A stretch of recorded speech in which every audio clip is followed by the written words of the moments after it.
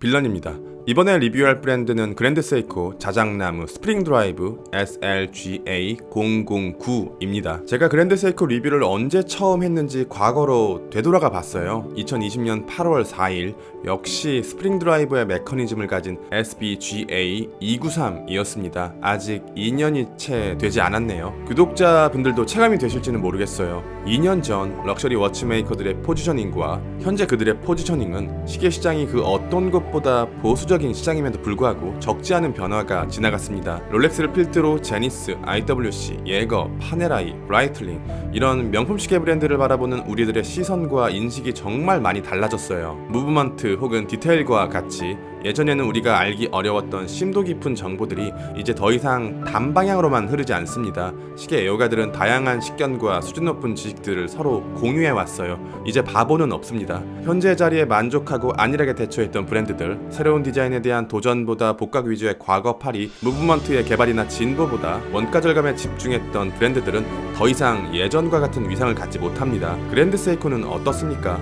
과거 제게 다가왔던 그랜드 세이코라는 브랜드는 압도적인 다이얼 퀄리티와 마감, 트렌디한 드레스 계열의 시계를 만드는 브랜드. 하지만 애매한 두께와 사이즈 그리고 다이얼에 비해 부족한 브레이슬릿, 그 당시 그렇게 비싼 가격이 아님에도 불구하고 선뜻 지갑을 열기에는 쉽지 않았던 브랜드.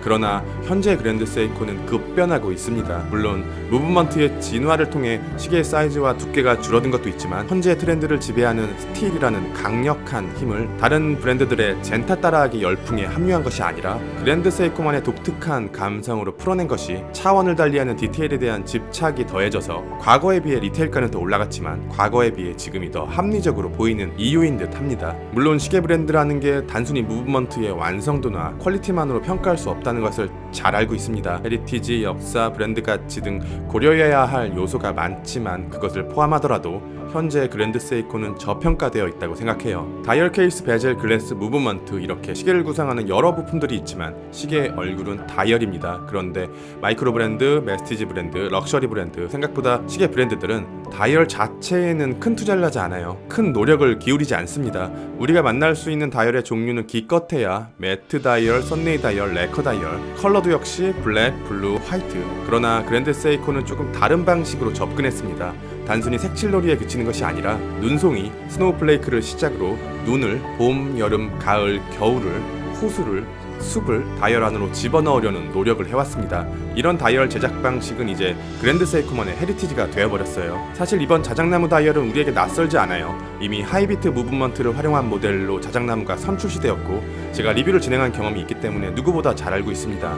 하지만 저는 이런 출시의 중복이 애호가의 입장에서는 그다지 달갑지 않을 거라고 생각해요. 그런데 다행히도 이전에 리뷰했었던 하이비트 자작나무 모델과 지금 리뷰하는 스프링 드라이브 자작나무 모델은 서로 다른 모델입니다. 하이비트 자작나무는 실버 색감의 다이얼이에요. 다이얼의 질감이 굉장히 진하고 깊어요. 실물은 오히려 나무의 이미지보다는 얼음 빙벽에 더 가깝습니다. 하지만 스프링 드라이브 자작나무는 다이얼의 질감이 연하고 보드라워요. 실버 색감으로 느껴졌던 하이비트 자작나무와는 다르게 이것은 화이트 색감에 더 가깝습니다. 두 개를 비교해서 보여드릴게요.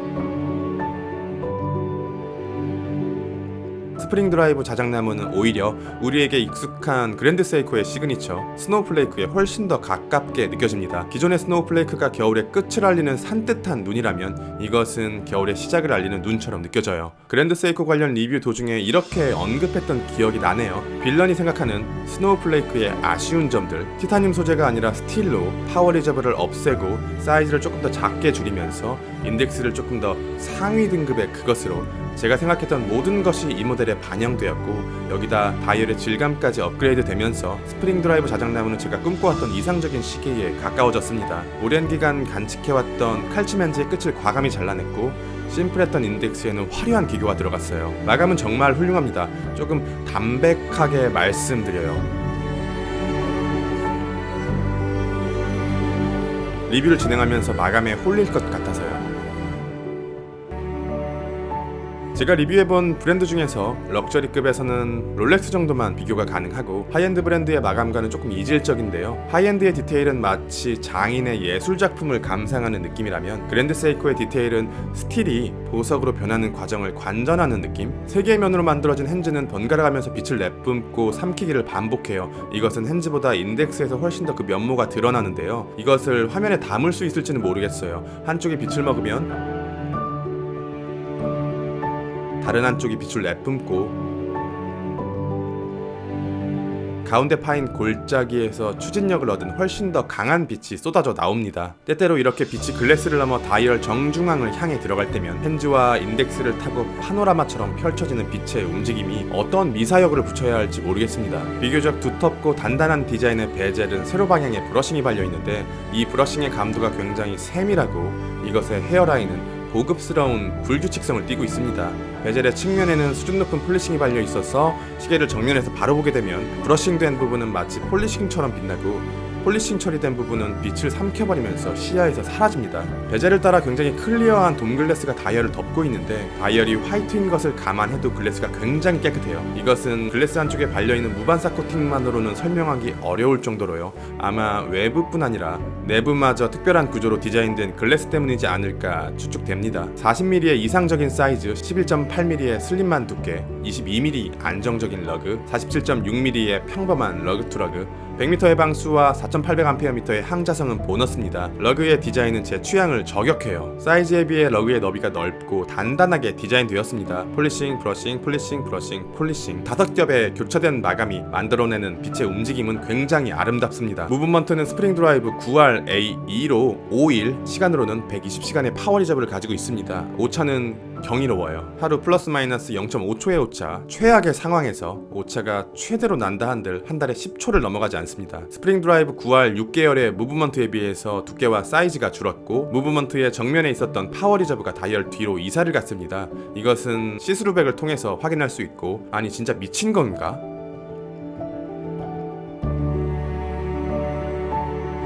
파워 리저브에 이렇게까지 할 필요가 있을까? 얇은 시스루백 글래스에는 각도에 따라 사라졌다 나타났다를 반복하는 그랜드 세이코의 헤리티지, 거대한 사자가 강력한 앞발로 시계의 심장을 자극하고 있습니다. 브레이슬릿은 5연줄을 가장한 3연줄로 링크 하나하나가 자일리토를 닮은 심플한 디자인입니다. 과거에 비해 디테일과 퀄리티가 엄청나게 올라갔어요. 브레이슬릿은 클래스프 쪽으로 갈수록 급격하게 너비가 주는 테이퍼드된 디자인이 아니라 러그 22mm, 버클 20mm, 거의 일자에 가깝습니다. 스트레이트냐 테이퍼드냐, 이것은 호불호의 영역으로 시계를 단독으로 놓고 보게 되면 스트레이트 브레이슬릿이 안정적이고 이쁘고요. 손목 위에서의 착용감은 테이퍼드 브레이슬릿이 좋습니다. 아쉬운 부분이 하나 보이는데요. 케이스와 연결되는 첫 번째 링크, 엔드 링크의 길이가 다른 링크에 비해 길어요. 그래서 스펙상의 러그 투 러그는 47.6mm로 평범합니다만 엔드 링크를 포함하면 50.5mm 정도로 사이즈에 비해 짧지 않습니다. 17cm 손목 둘레를 가진 저의 손목 위에서의 느낌입니다.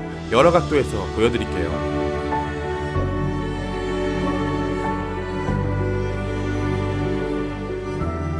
리뷰는 조금 담백하게 진행했지만 마지막에는 감정을 담아 말씀드릴게요. 제가 실물로 본 현행 그랜드 세이코 모델 중에서 가장 완벽에 가까운 모델이라 생각합니다. 빌런이었습니다. 감사합니다.